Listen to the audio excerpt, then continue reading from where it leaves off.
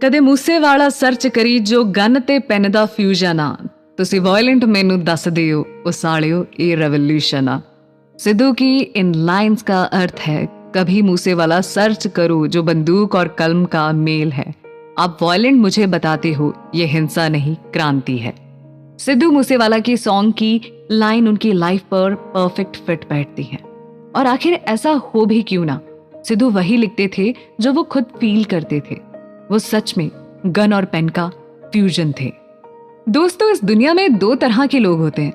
पहले वो जो अपनी लाइफ में आने वाले प्रॉब्लम्स को अपना बैड लक मानकर उन सिचुएशंस के सामने सरेंडर कर देते हैं, और दूसरे होते हैं वो जो उन चैलेंजेस को एक्सेप्ट करके अपनी किस्मत खुद बनाते हैं।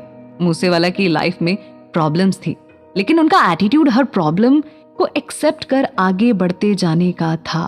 और यही वो रीजन था कि बहुत ही कम एज में उन्हें बहुत ज्यादा सक्सेस मिली। कॉलेज के दिनों में सिद्धू मूसेवाला की सिंगिंग की हर कोई तारीफ किया करता था, और इस अप्रिसिएशन ने उन्हें मोटिवेट किया कि वो भी किसी म्यूजिक स्टूडियो के लिए सॉन्ग गाए। इसके लिए उन्होंने बहुत टाइम तक ट्राई भी किया, लेकिन कुछ खास रास्ता मिल नहीं पाया। कुछ सॉन्ग राइटर्स ने तो क्लियरली नो बोल दिया, तो कुछ बहुत ही ज्यादा पैसे की डिमांड करते थे। सिद्धू की सॉन्ग गाने की इच्छा तो थी, लेकिन उस टाइम उनकी जेब खाली थी और उन्होंने खुद लिखना शुरू भी नहीं किया था। फिर भी वो निराश नहीं होते थे।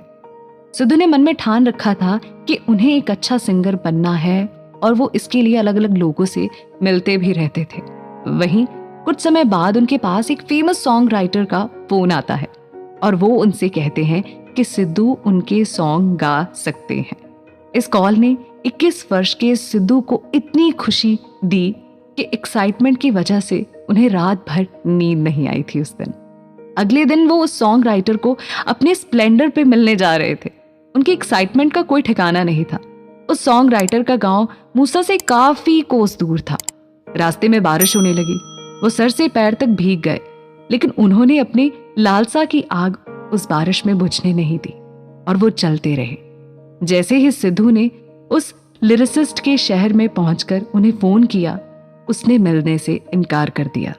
इस इंसिडेंट ने सिद्धू को पूरी तरह तोड़ दिया था। इस बात पर उन्हें बहुत गुस्सा तो आया, लेकिन वो हर सिचुएशन में कोई ना कोई सॉल्यूशन ढूंढने में बिलीव रखते थे। उन्होंने उस दिन डिसाइड कर लिया था कि वो अब खुद के गाने लिखेंगे। वो कहते हैं ना, मान लो तो हार है और ठान लो तो जीत। बस सिद्धू के साथ भी यही हुआ। उन्होंने हार नहीं मानी, बल्कि खुद के सॉन्ग लिखने की ठान ली। काफी मुश्किलों का सामना कर जैसे तैसे उन्होंने खुद के सॉन्ग्स लिखे और अपनी करियर की स्टार्टिंग एक लिरिक्स राइटर के तौर पर की। शुभदीप नाम कूल और आर्टिस्टिक जैसा साउंड नहीं कर रहा था, इसीलिए शुभदीप ने अपने नाम के साथ गांव का नाम जोड़ लिया। इसके बाद वो बन गए सिद्धू मूसेवाला। सिद्धू ने पंजाबी सिंगर निंजा के लिए लाइसेंस टाइटल से एक सॉन्ग लिखा, जो 2016 में स्पीड रैकेट के यूट्यूब चैनल पर रिलीज हुआ था। इसी के बाद उनका सेकंड सॉन्ग गाया था पंजाबी सिंगर दीप जंडू ने। उस वक्त तक सिद्धू को म्यूजिक की फील्ड में कोई खास पहचान नहीं मिली थी, और उनका स्ट्रगल जारी था। साल 2016 की बात करूं तो उन्होंने अपनी ग्रेजुएशन की डिग्री कंप्लीट की, लेकिन उनकी फैमिली मेंबर्स चाहते थे कि वो आगे की स्टडीज कंटिन्यू करें।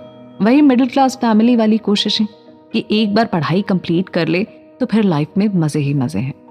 अपने पेरेंट्स की इच्छा को पूरा करने के लिए वो मास्टर्स करने के लिए कनाडा चले गए थे। ये उनकी लाइफ का एक टर्निंग पॉइंट रहा, और यहाँ उन्हें म्यूजिक को और भी ज्यादा और अच्छे ढंग से समझने में हेल्प मिली। ये कह सकते हैं कि उन्हें अपने पैशन को फॉलो करने के लिए एक पॉजिटिव एनवायरनमेंट मिल गया था। यहाँ का आर्टिस्टिक माहौल उनके म्यूजिक के करियर के लिए काफी इंपॉर्टेंट रहा। कनाडा में उन्होंने अलग अलग तरह के लोगों से मिलना स्टार्ट किया, और उन्हें ये कॉन्फिडेंस हो गया था कि वो अब अपना करियर म्यूजिक की फील्ड में अच्छे से सेट कर सकते हैं। हालांकि उस टाइम किसी प्रॉब्लम की वजह से उन्हें अपना कोर्स चेंज करना पड़ गया था। वैसे भी सिद्धू का पूरा फोकस म्यूजिक पर ही था, इसीलिए उन्हें इंजीनियरिंग छोड़ने का दुख नहीं था, और अपने एक अंकल की हेल्प से उन्होंने होटल मैनेजमेंट के कोर्स में एडमिशन भी लिया था। तब तक वो कुछ सॉन्ग्स लिख चुके थे।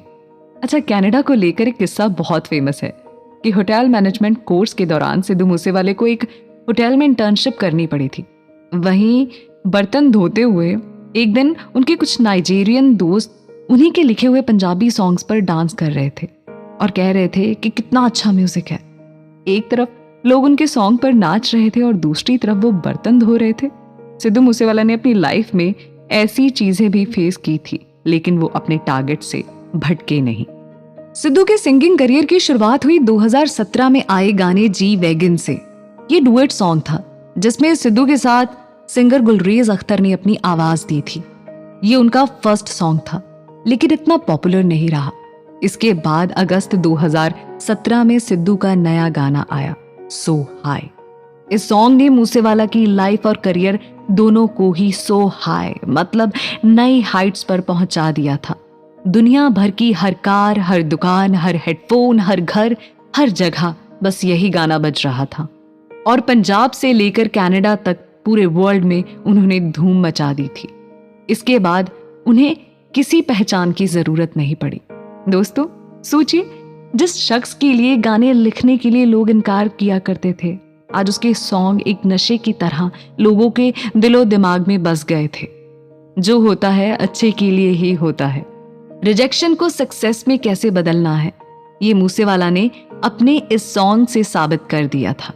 अब उनकी लिखे गाने ही उनकी पहचान बन गए थे। इस एपिसोड में बस इतना ही। दोस्तों, हमारे नेक्स्ट एपिसोड में हम बात करेंगे सिद्धू मूसेवाला के उन सॉन्ग्स के बारे में जिसकी वजह से ही वो 24 साल की उम्र में पंजाब के सबसे मशहूर सिंगर्स में से एक हो गए थे।